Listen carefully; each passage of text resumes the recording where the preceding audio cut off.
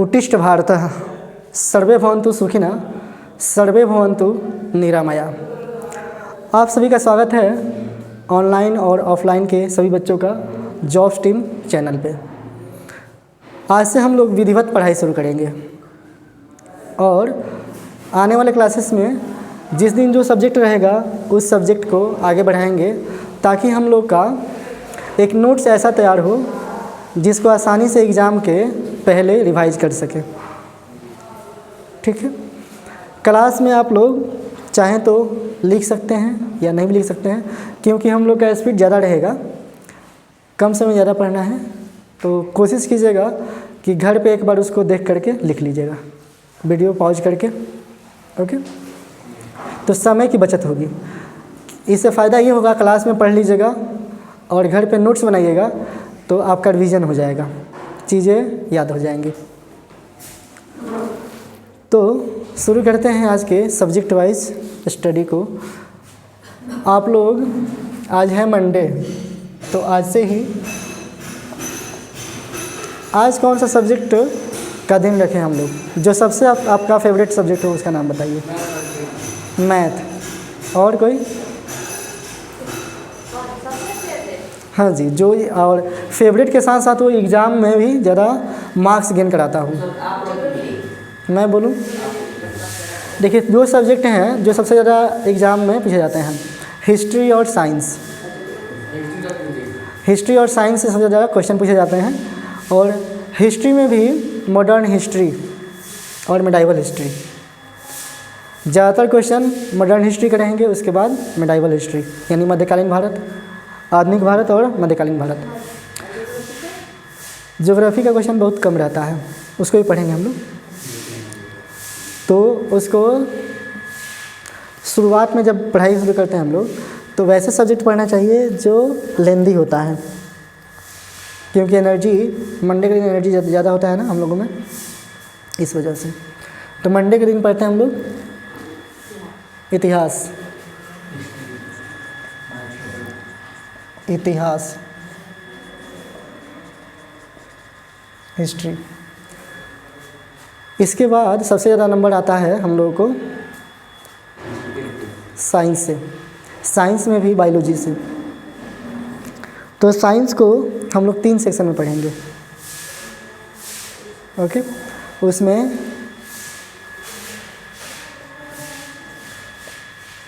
Tuesday को हम लोग रखते हैं साइंस, और साइंस में पहले बायोलॉजी पढ़ेंगे, उसके साथ मोटर।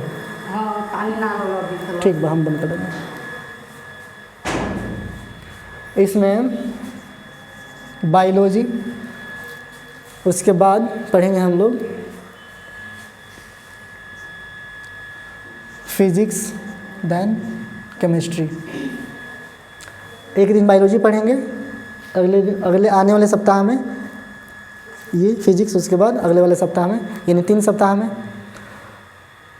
और जब भी क्लास शुरू होगा तो पिछले क्लास में जो भी हुआ होगा उसको 5 या 10 मिनट में सारे रिकॉल किए जाएंगे। और रिकॉल में क्या होगा कि जो बच्चे अच्छा बताएंगे उनको चांस मिलेगा यहाँ पोडियम पे आने का, बोर्ड पे आने का। ठीक है, वो अपना एक आइकॉनिक चेहरा बनाएंगे, क्योंकि प्रोत्साहन किसी भी चीज़ में बहुत ज़रूरी होता है ना। तो उन बच्चों के लिए प्रोत्साहित प्राइज के रूप में यहाँ आना होगा, है ना। इसके बाद हम लोग रखते हैं वेडनेसडे के दिन। यस, ज्योग्राफी, हिस्ट्री, रीजनिंग और मैथ। ठीक है, इस दिन रीजनिंग प्लस मैथ्स। ओके, अब आगे हम लोग आ गया थर्सडे के दिन। हम लोग क्या पढ़ेंगे? 2 सब्जेक्ट अभी हम लोग का अच्छा बचा है, पॉलिटी और ज्योग्राफी। इस दिन क्या रखें हम लोग, पॉलिटी या ज्योग्राफी?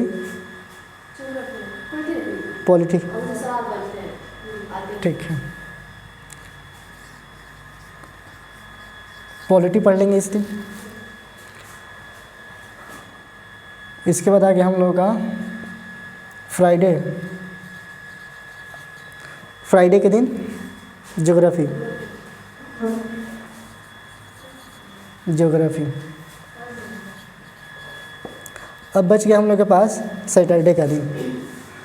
सैटरडे का दिन हम लोग एक्सरसाइज के लिए रखेंगे। एक्सरसाइज मतलब यहाँ आना है और हाथ गरम करके जाना है।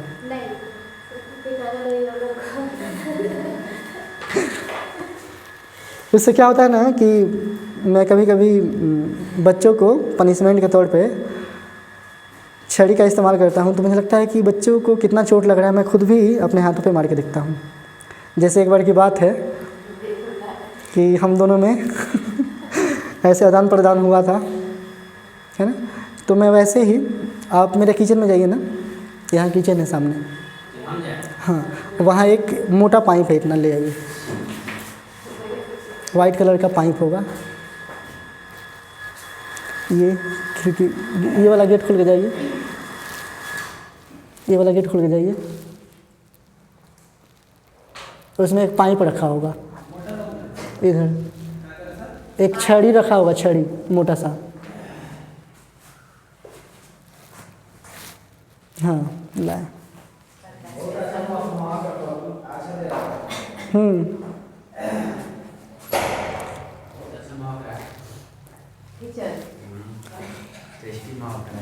वहाँ का मास्टर मैं ही हूँ।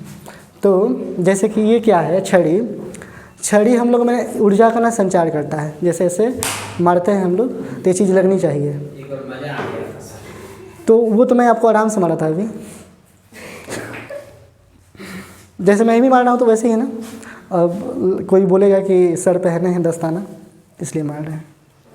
ये लाल हो जाना चाहिए, हाथ ना यहाँ लाल होना चाहिए, जब लगे तो ये लाल होना चाहिए, है ना। तो ये से अभी और तेज़ लगेगा आप लोगों को। तो ये छड़ी जो है पढ़ाई कराने के लिए है, सफलता के लिए आए हैं ना हम लोग। तो सफलता और आपके बीच कोई नहीं आना चाहिए, पढ़ाई आपको करना है। जो गाइड है आपका, जो गाइड कर रहा है, तो उसके अकॉर्डिंग चलिए। अगर वो कहीं गलत है तो उसको उस पर कंप्लेन कीजिए, उसे कंप्लेन कीजिएगा तो वो सुधार करेगा, है ना। तो इस दिन हम लोग रखते हैं स्टिक डे, है ना, छड़ी दिवस, छड़ी दिवस। क्वेश्चन ही पूछा जाएगा तो यही है। छड़ी दिवस मतलब कि ओरल टेस्ट होगा, जैसे रिटन टेस्ट नहीं होगा, ओरल टेस्ट होगा। जितने कुछ पढ़े हैं उसमें से कहीं से पूछ सकता हूँ, और कहीं से पूछने के लिए मैं यहाँ खड़ा रहूँगा तो वो सारी चीज़ें मुझे भी पता होनी चाहिए। ऐसा नहीं कि मैं कहीं से देख के पूछ रहा हूँ। ऑल सब्जेक्ट जो भी पढ़े हैं सप्ताह में, उसमें से कोई फार्मूला भी हो सकता है। जैसे कल हम लोग पढ़े थे कोण किसे कहते हैं, तो उसका डेफिनेशन याद हो गया हम लोग को। कहते किसको है वो भी पढ़े थे हम लोग, है ना, उसका डेफिनेशन यहाँ लिखे थे हम। तो वैसे तो इस तरीके से पढ़ेंगे। अब पढ़ाई शुरू की है हम लोग तो पढ़ाई वैसे ही करेंगे, है ना, ठीक है। ये तो सबके पास चला ही जाएगा यूट्यूब पे। तो शुरू करते हैं आज हिस्ट्री का डे। संडे को छुट्टी रखेंगे, हाँ। संडे को हम लोग फील्ड पे ज़्यादा समय देंगे, है ना। फील्ड पे सभी लोग साथ में समय देंगे। वैसे तो सब लोग कर ही रहे हैं ना फिजिकल की तैयारी, नहीं संडे के शाम में नहीं, सुबह में ही, मॉर्निंग में ही। जो हम लोग 1 घंटे का वर्कआउट करते हैं उसको 3 घंटे में कन्वर्ट करेंगे। खेल भी सकते हैं, है ना। तो शुरू करें आज के क्लास को। अब इतिहास कैसे पढ़ा जाता है आज से देखिएगा उसका एक नमूना। हाँ जी, सबसे पहले बात की जाएगी कि इतिहास, सबसे पहले इतिहास का लेखन कार्य कब शुरू हुआ, इतिहास को सबसे पहले किसने लिखा, उन सभी का नाम पढ़ेंगे हम लोग। जैसे इंडियन सोसाइटी को किसने बांटा?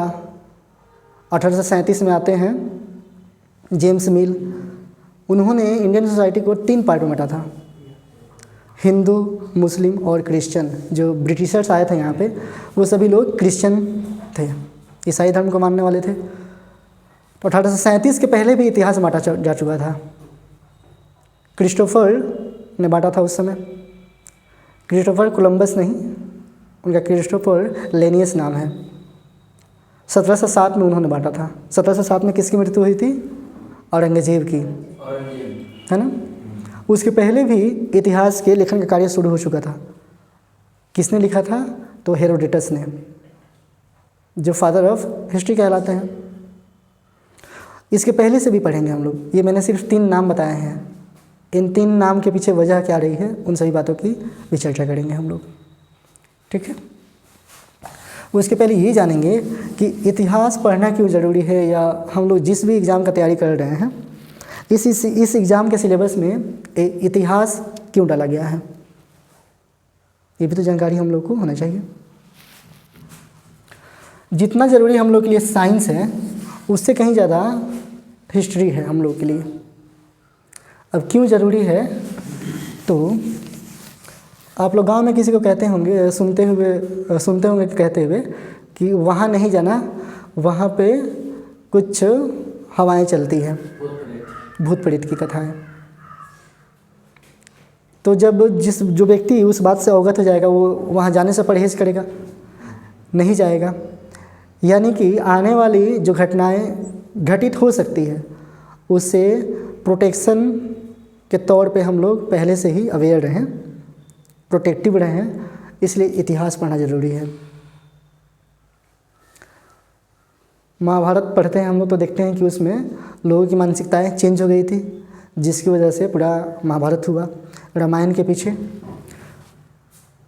तो ये हेरोडोटस के और पहले की बात है, जब रामायण काल था, जब महाभारत काल था।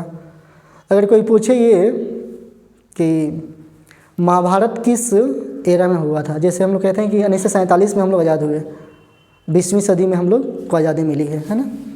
तो 20वीं सदी में आज़ादी मिली है, वैसे किस सदी में हमारे धार्मिक ग्रंथ रामायण और महाभारत को लिखा गया था, ये भी एग्ज़ाम में क्वेश्चन रहते हैं।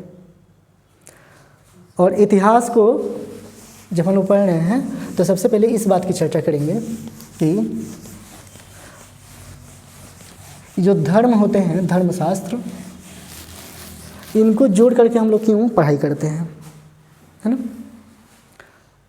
आप लोग सुनते होंगे कि द्वापर में, त्रेता में, या उसके बाद वाले काल में, सतयुग में, कलयुग में, भटयुग में चीज़ें परिवर्तित हो रही हैं। तो अगर ऐसे काल का बात करें हम लोग तो सबसे पहले होता है त्रेता काल, जिस समय भगवान राम अवतरित होते हैं धरती पे। अब कोई ये पूछेगा कि सर आपने राम जी के जन्म के विषय में कहा कि उन्होंने अवतार लिया था, उन्होंने क्या जन्म लिया था? तो राम जी का अवतार हुआ था या जन्म हुआ था? जन्म हुआ था। आप लोग अवतारी पुरुष थे ना वो।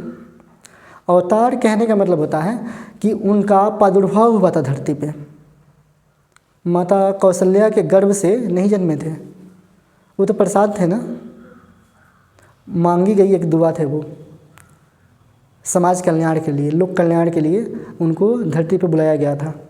भगवान विष्णु को खुद ही यहाँ एक मानव के रूप में जन्म लेना पड़ा था ताकि लोक कल्याण हो सके। तो काल कौन सा था? त्रेता काल। काल याद रखना है, इतिहास के पीछे काल जो है ना वही सबसे बड़ा ज़रूरी है, क्योंकि हर शासक का काल पढ़ेंगे हम लोग तो चीज़ें याद रहेंगी, है ना। तो पहले क्या पढ़ते हैं हम लोग? ये है त्रेता काल, और त्रेता काल में आते हैं भगवान राम।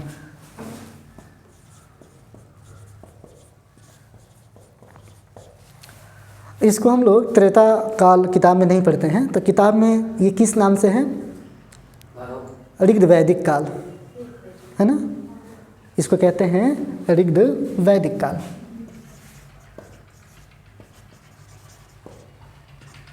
ऋग्वेद वैदिक एरा कहते हैं इंग्लिश में, हिंदी में कहते हैं ऋग्वेद वैदिक काल। इसके बाद अच्छा, यहाँ पे ये आप लोग इतिहास में सुने होंगे कि ऋषि वाल्मीकि, ऋषि विश्वामित्र, है ना, जिन्होंने ऋग्वेद वैदिक काल में धर्मशास्त्र की रचना की है। जैसे हम लोग सुने हैं कि ऋग्वेद होता है, सामवेद, अथर्ववेद और यजुर्वेद। इन वेदों की रचना इन ऋषियों के द्वारा की गई है। तो वो सब इसी एरा में हुए हैं, ऋग्वेद वैदिक एरा में, यानी ऋग्वेद वैदिक काल में। इसका कालखंड हम लोग कल देखे थे, क्या था कालखंड? यस, इसका समय क्या था, कब से कब तक? 1500 ईसा पूर्व से 1000 ईसा पूर्व तक। 1500 BC से 1000 BC। इसी को हिंदी में कहते हैं ईसा पूर्व। अभी ईसा कौन है जिनके नाम पे ये रखा गया है? ईसा मसीह, जिनको ऐसे क्रूसिफाई कर दिया गया था, है ना। उसको बोलते हैं कि फांसी पे चढ़ा देना, सूली पे चढ़ा देना। जर्मनी साइड में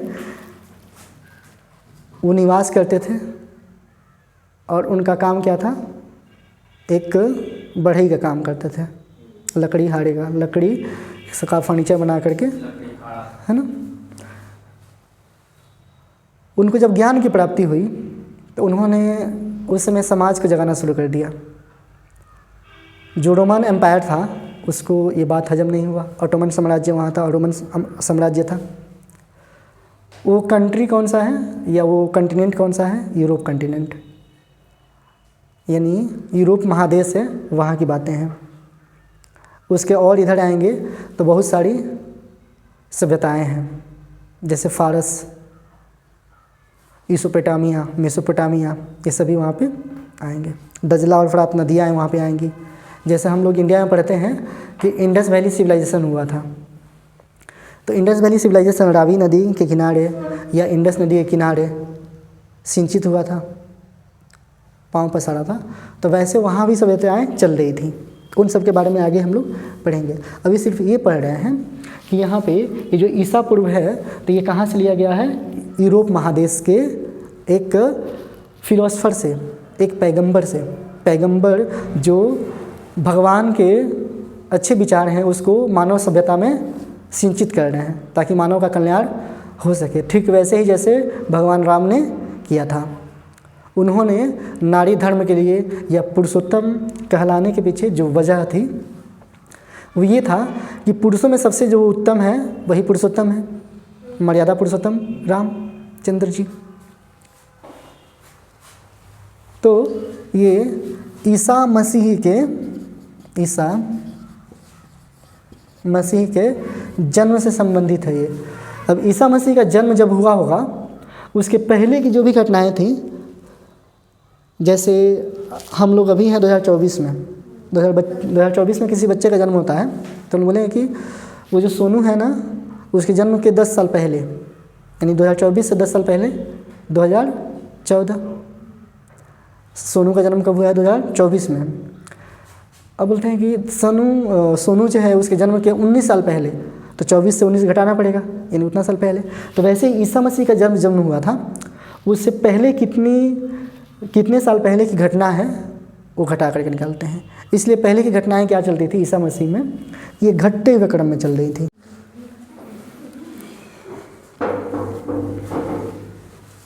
तो हम लोग देख चुके हैं कि रामायण काल में, ऋग्वैदिक एरा में, ऋग्वैदिक काल में रामायण की रचना जो है की गई है किसके द्वारा? वाल्मीकि जी के द्वारा। और वहीं ये जो 4 वेद पढ़ते हैं हम लोग, सामवेद, यजुर्वेद, अथर्ववेद और ऋग्वेद, ये इसकी रचना की गई है विश्वामित्र जी के द्वारा। ये भाषा संस्कृत में थी रामायण की, तो लोग नहीं समझ पाते थे। इस वजह से उसको अवधी भाषा में लिखने का कार्य किया तुलसीदास जी ने, है ना। अब तुलसीदास जी जो थे ये अकबर के समकालीन थे, यानी अकबर का जन्म कब हुआ था बताएं आप लोग? 1542 में, है ना, अक्टूबर में जन्म हुआ था। और वो शासक बनते हैं 1556 में। 1556 में 14 फरवरी को बनते हैं शासक, राजा बनते हैं, है ना, जब हुमायूं की मृत्यु हो जाती है उनके पापा की। तो उनके समकालीन कौन थे? तुलसीदास जी। अब सोचिए कितना का गैप है। ये विश्वामित्र और वाल्मीकि जी का एरा है ऋग्वैदिक काल, ये त्रेता काल। और यहाँ से देखिए कि अगर ये घटना 1500-1000 के बीच में हुई है और ये घटना होती है 1500 में, तो उधर कितना साल? 1000 साल उधर और इधर कितना? 1500 साल, यानी 2500 साल के बाद ये दायित्व निभाया किसने? तुलसीदास जी ने, जिन्होंने इसको ट्रांसफॉर्म किया अवधी भाषा में। अब आते हैं हम लोग यहाँ द्वापर काल यानी उत्तर वैदिक काल, जिसका काल है 1000 से 600 BC, और इस समय शुरू होता है बौद्धकालीन सभ्यताएं, बौद्ध काल। तो बात हो रही थी हम लोगों की कि इस समय भगवान कृष्ण का अवतरण होता है धरती पे, और यही पूरा महाभारत को संपादित करते हैं, इन्हीं के अकॉर्डिंग चलता है। ये चाहते थे अच्छा करना, बट उस समय लोग जो थे, लोग के मानसिक विकार हो जाने की वजह से, लोगों का मानसिक विकार जो है बहुत खराब हो गया था, इस वजह से महाभारत होता है। शांति समझौता लेकर के जाते हैं ये, लेकिन कोई मानने को तैयार नहीं हुआ यहाँ तक कि इनका प्रस्ताव था कि अगर आप 5 गांव दे देते हैं पांडवों को, तो उस पर भी वो लोग संतुष्टि से अपना जीवन यापन कर सकते हैं। लेकिन जिद्दी बच्चा होता है ना घर में, वैसा ही जिद्दी बच्चा था दुर्योधन। और दुर्योधन वो भी नहीं दे पाया। इसे बोलते हैं क्या? द्वेष होना, है ना, मन में द्वेष होना। एक बहुत ही अच्छे राइटर हैं, वो लिखते हैं रश्मि रथी, रामधारी सिंह दिनकर साहब। और उस रश्मि रथी को पढ़ते समय इतना अच्छा लगता है ना, लगता है कि आप इतने ऊर्जावान हो जाते हैं बोलते समय। कभी टाइम मिले तो आप लोग आशुतोष राणा जी को सुनिए। आशुतोष राणा जी रश्मि रथी कहते हैं, या आप सुनिए मनोज मुंतशिर साहब को, बहुत ही प्यारा बोलते हैं वो लोग।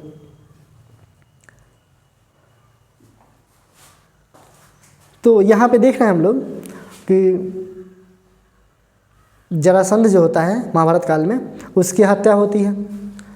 बृहद्रथ होता है, वो महाभारत काल से संबंधित होता है। और इन लोगों के बाद जब हर्यक वंश शुरू होता है, तो हर्यक वंश में आता है बिंबिसार, है ना। तो बिंबिसार जो होता है वो इनके उत्तराधिकारियों में होता है, यानी जरासंध, बृहद्रथ भी वंश था एक, और उसका अगला वंश हुआ कौन सा वंश? अजातशत्रु नहीं, वंश का नाम पूछ रहा हूँ मैं। हंस बड़े हर्यक वंश का संस्थापक करता बृहद्रथ।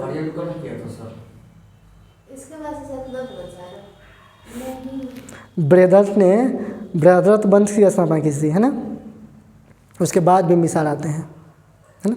बिंबिसार जब आगे चलाते हैं तो इस समय मगध साम्राज्य फलीभूत होता है ना। और मगध साम्राज्य में आगे चल के जो आते हैं पितृहंता के नाम से जाने जाते हैं अजातशत्रु और उदयन, है ना। तो ये था मगध साम्राज्य बिंबिसार का, है ना, मगध वंश। तो ये सभी इसके बाद चल रहे होते हैं। अब इस समय रचा गया है क्या? महाभारत। इसके रचयिता कौन है? वेद व्यास जी, है ना। तो महाभारत को लिखे हैं वेद व्यास जी। फिर पहले के लोग त्रिकालदर्शी होते थे। त्रिकालदर्शी मतलब कि आगे की घटनाओं को जान लेना। अब इतिहास से इसको जोड़ते हैं हम लोग कि त्रिकालदर्शी होता क्या है। त्रिकालदर्शी मतलब होता है ना कि अभी की घटनाओं का अवलोकन करें और आगे इमेजिन करें कि ऐसा हो सकता है। जैसे हम लोग इस रूम को पैक कर दें, पूरा खिड़की लगा दें और आग जला दें, आग सेकने के लिए, ताकि हम लोगों में गर्माहट हो सके, हम लोग का शरीर हीट हो जाए। और बदमाशी करते हुए क्या करें कि सो भी जाएं इसमें, तो कल सुबह का सूरज हम लोग शायद नहीं देख पाएंगे। क्यों ऐसा होगा? क्योंकि खिड़की दरवाजे बंद है, उससे जो रिलीज होंगे कार्बन डाइऑक्साइड वो इस कमरे में भर जाएंगे और जब हम लोग सो जाएंगे तो उस समय नहीं देख पाएंगे, सफोकेशन से हम लोग मर जाएंगे, दम घुटने से मर जाएंगे। क्योंकि कार्बन डाइऑक्साइड जब बहुत सारा इकट्ठा हो जाएगा तो ऑक्सीजन डिस्ट्रॉय हो जाएगा और ऑक्सीजन से ही तो हम लोग जिंदा है। फिर हम लोग का लंग्स काम करना बंद कर देगा।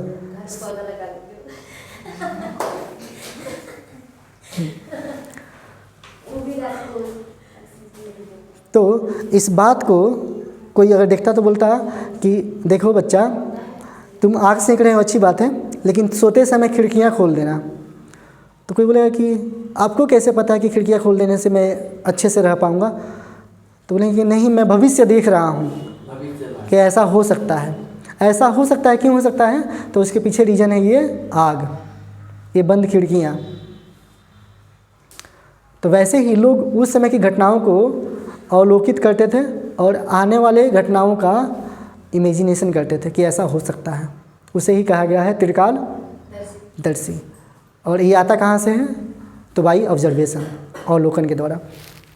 और उस अवलोकन को कौन करता है? इतिहासकार करता है, जो इतिहास पढ़ता है। जैसे आज हम लोग क्या हैं? हिस्ट्री के स्टूडेंट हैं, यानी हम लोग इतिहासकार हो सकते हैं। आने वाली घटनाओं के हम लोग निर्माणकर्ता भी हो सकते हैं और बचावकर्ता भी हो सकते हैं। घटना घटित होगी, इस बात का अंदेशा हम लोगों को है। कब? जब अवलोकन कर रहे हैं तो उससे बचा भी जा सकता है। जैसे हमारे विशाल जी, इनके बाइक पे बैठिए तो त्रिकालदर्शी ही लगता है कि आदमी हो गया है ना? तो उसे ही कहते हैं कि इमेजिनेशन करना। और इसलिए इतिहास पढ़ना ज़रूरी होता है कि इतिहास होने वाली घटनाओं से रोकता है कि ऐसी घटना घटित हो सकती है तो उससे बचा जा सके। तो इतिहास पढ़ने का सिर्फ और सिर्फ एक ही फ़ायदा है कि हम लोग पुरानी चीज़ों से सीखें और वैसी जो बुरी चीज़ें हुई हैं उसको फिर से नहीं होने दें समाज में, है ना? इसलिए हम लोग इतिहास पढ़ते हैं। अब आते हैं, इतना सारा किस्सा कहानी हुआ, अब आते हैं कि इतिहास को पहली बार किसने पढ़ा, और उसके बाद हम लोग शुरू करेंगे कि इतिहास को बांटा कैसे गया है। तो पहले 3 नाम की चर्चा करेंगे हम लोग, उसके बाद बांटने की। उसके बाद हम लोग किताब के माध्यम से देखेंगे कि किताब में कैसे सीक्वेंसेस में दिया है, उसके अकॉर्डिंग पढ़ेंगे, है ना? ये हम लोग का बैकग्राउंड है सिर्फ अभी। जब तक बताएं, विकास जी बताएंगे। आप ये बताएं कि इंडिया के अभी जो प्रेसिडेंट हैं, क्या इनसे पहले भी कोई महिला प्रेसिडेंट रही हैं इंडिया की? उनका नाम बताना है।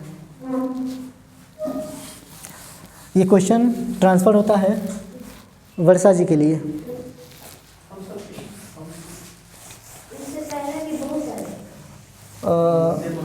इनसे पहले राष्ट्रपति का बोला सर? हाँ जी, प्रेसिडेंट अभी है द्रौपदी मुर्मू जी। और इनसे पहले कौन सी महिला थी जो प्रेसिडेंट रह चुकी हैं इंडिया की?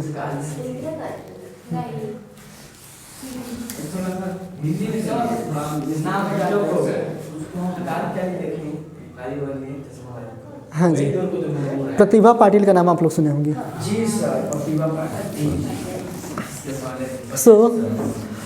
प्रतिभा Patil was the first female president of India.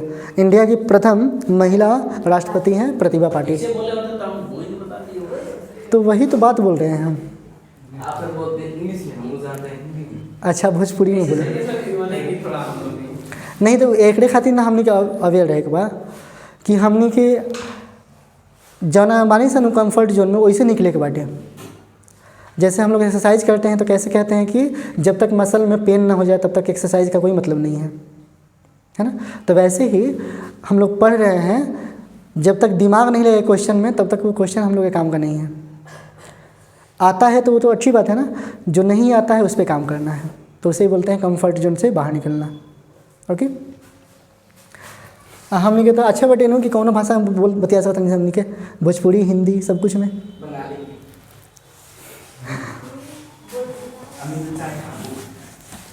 हाँ, तो ये बात हो रही है, चर्चा का विषय है, तो थोड़ा सा बात कर लेते हैं इस पर।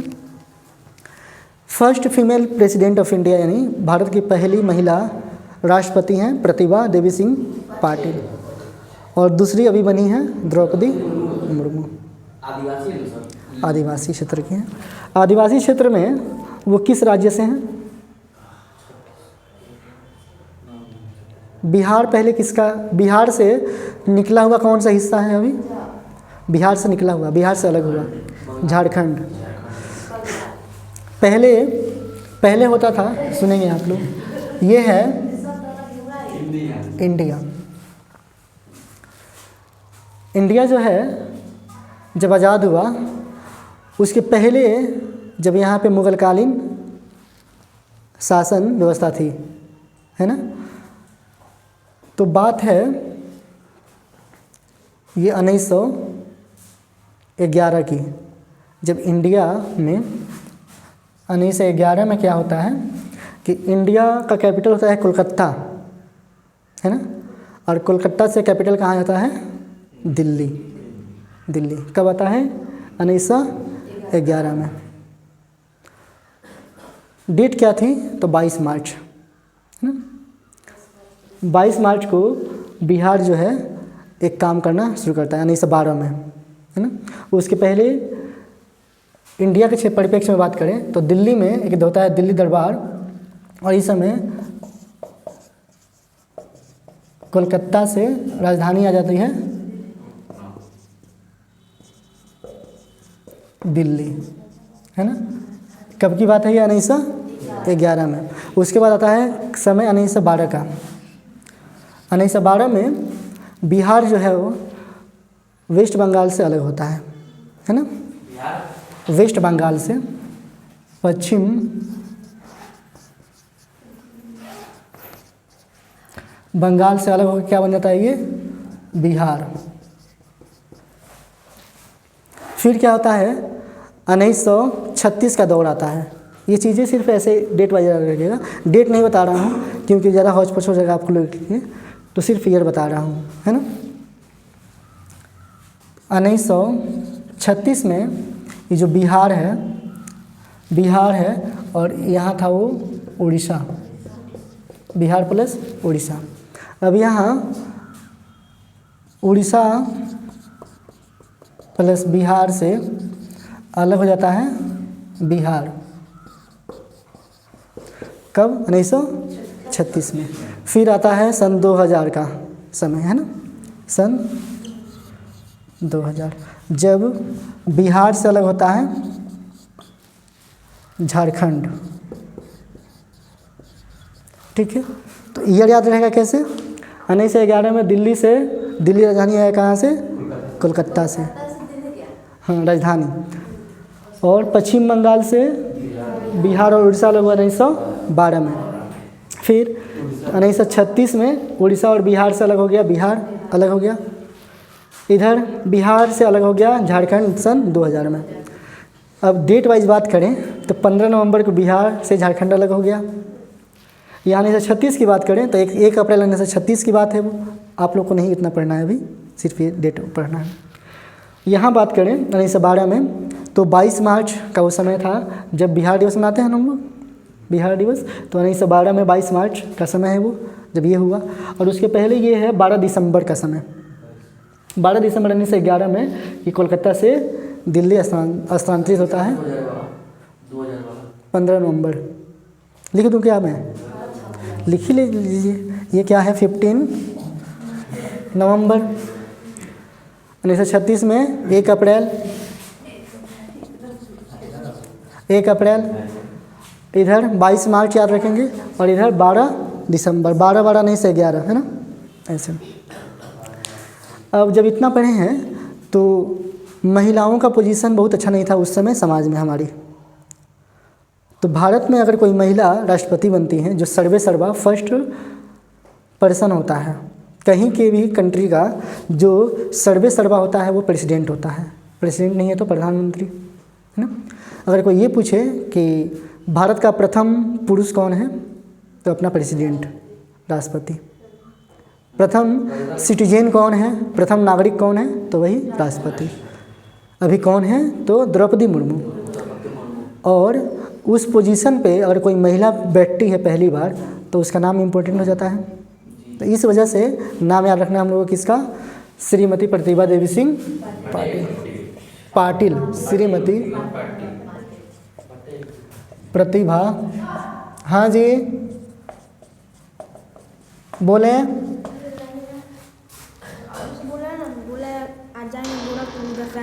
ठीक है। प्रतिभा देवी सिंह पाटिल,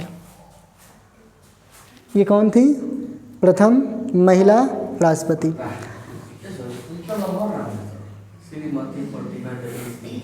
माउंटबेटन का नाम जानते हैं आप लोग, लॉर्ड माउंटबेटन का नाम। वायसराय थे जब हम लोग को आज़ादी मिली तो वही वायसराय थे इंडिया के, है ना। तो उनका नाम इतना बड़ा है, फ्रांसिस। अब मुझे भी पूरा नाम याद नहीं है, सोचिए कि मुझे तो इतना याद रहता है ना, मुझे पूरा नाम नहीं याद है। तो माउंटबेटन याद है ना। तो नाम होते हैं बड़े बड़े, जैसे कि एक वो मूवी है ना, नहीं एक मूवी है ना धमाल मूवी, जिसमें वो जाता है गाड़ी से, बताता है कि गोवा जाना है। ये तो नाम बताते बताते पहुंच जाएंगे हम लोग। तो नाम इतने बड़े भी हो सकते हैं। तो ये फर्स्ट, ये है पहली महिला राष्ट्रपति। वहीं यहाँ पहली जगह पे दूसरी लग जाए तो कौन हो जाएगा, द्रौपदी मुर्मू। वहीं दूसरी लग जाएगा तो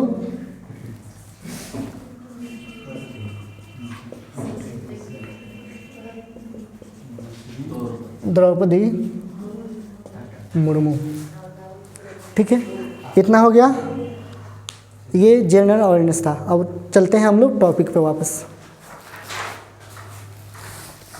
तो बात हो रही थी हम लोग की कि इतिहास में कैसे घटनाओं को याद रखें। घटनाओं को याद रखने के पीछे वजह क्या है, तो वजह ये है कि हम लोग जब पढ़ाई के दौरान इन घटनाओं को याद नहीं रख सकते हैं तो फिर आने वाले समय में हम लोग कहीं के अधिकारी बनेंगे, कहीं के कर्ता धर्ता बनेंगे, वहाँ के प्रायोजक के संपादनकर्ता बनेंगे। तो वहाँ के आयोजन स्थल को माइंड में कैसे रखेंगे इतना सारा डेटा को। इस वजह से इतिहास पढ़ना ज़रूरी है ताकि हम लोग घटनाओं को आसानी से याद रख सकें, है ना, सिक्वेंसली। ठीक है, तो इतिहास पढ़ने का ये फ़ायदा है।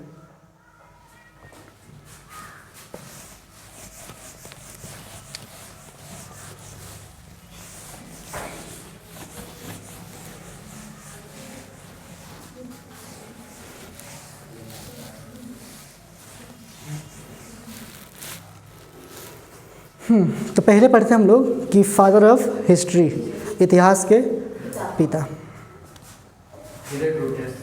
हेरोडेटस। इतिहास ये सबको याद रहता है, नाम ही इतना अच्छा है ना, हेरोडेटस, इतिहास के पिता। हेरोडेटस नाम इम्पोर्टेंट नहीं है, इम्पोर्टेंट ये है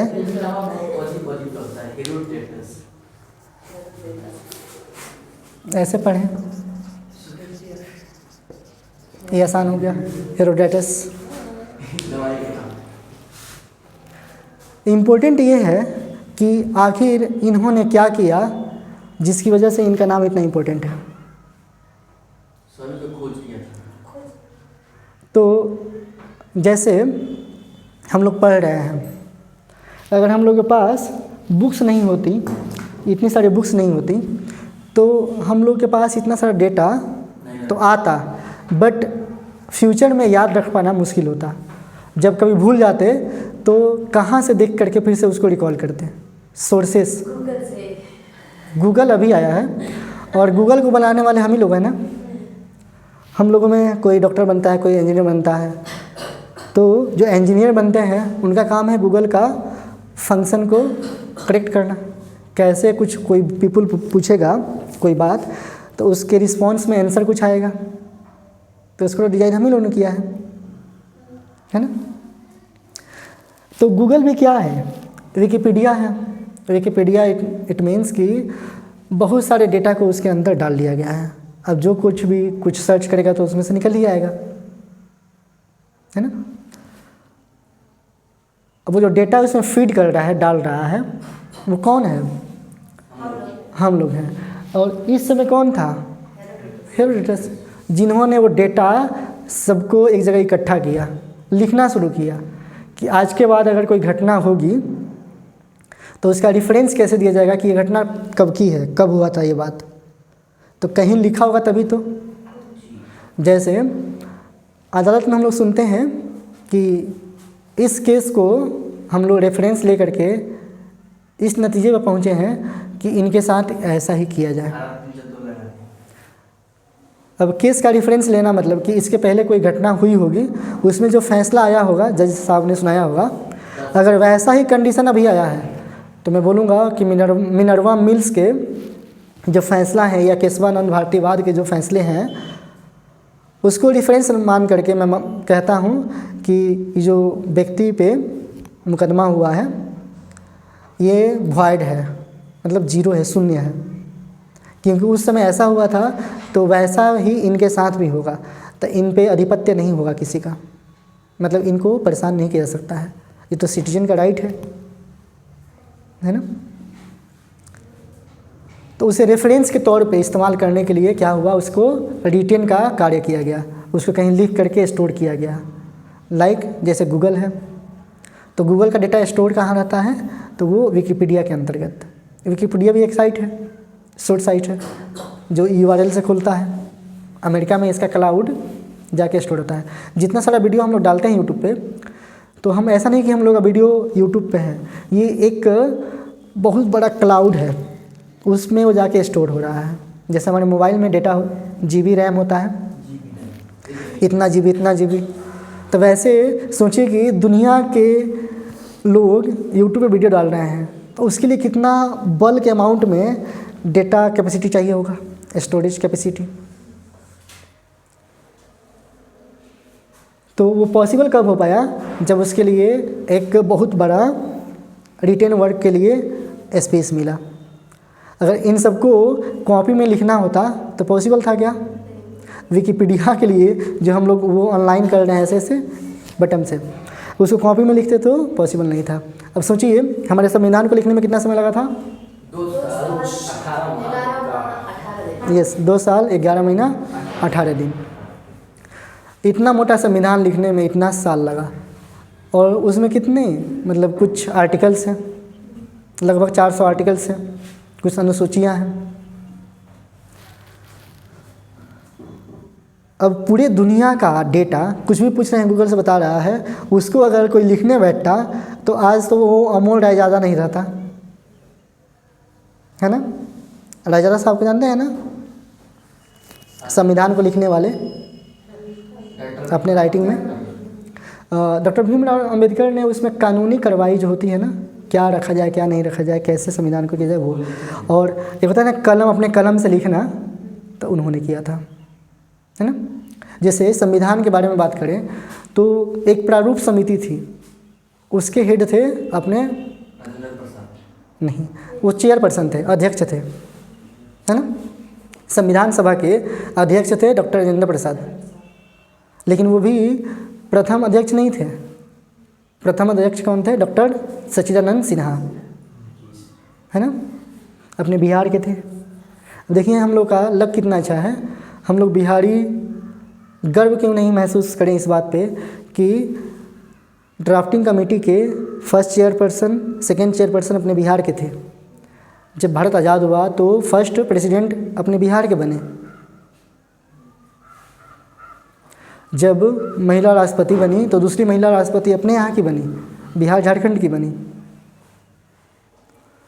तो हम लोग क्यों नहीं गर्व महसूस करें बिहारी होने पे, है ना।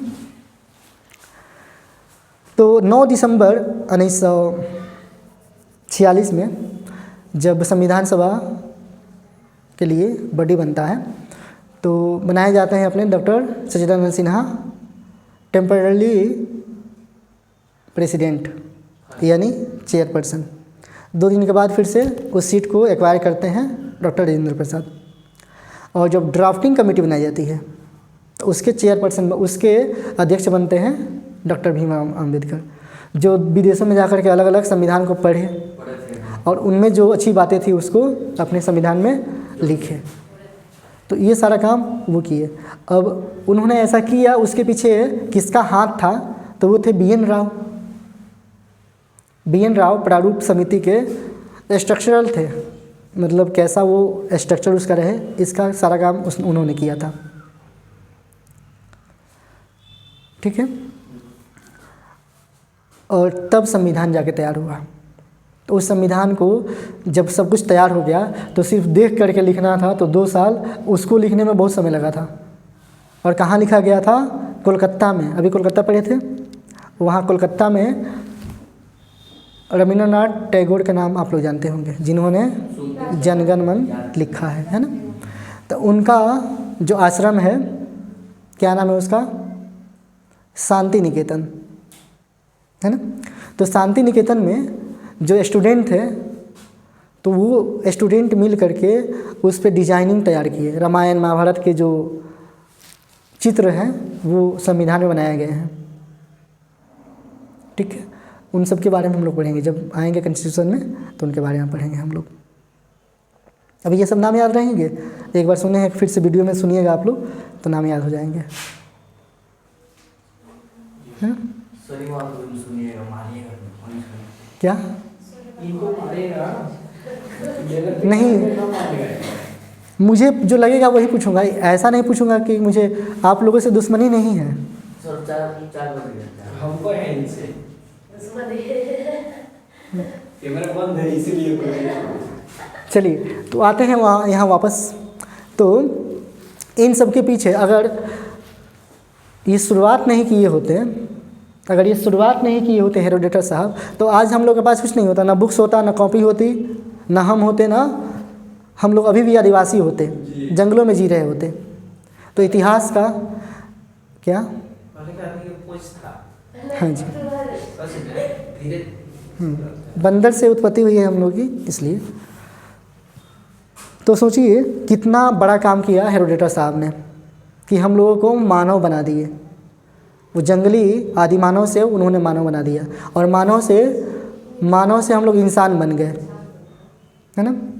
मानवता होती है तभी तो इंसान बनते हैं। तो ऐसा रहा है इनका काल। ठीक है। तो आज की क्लास में यहीं रुकते हैं हम लोग, काफ़ी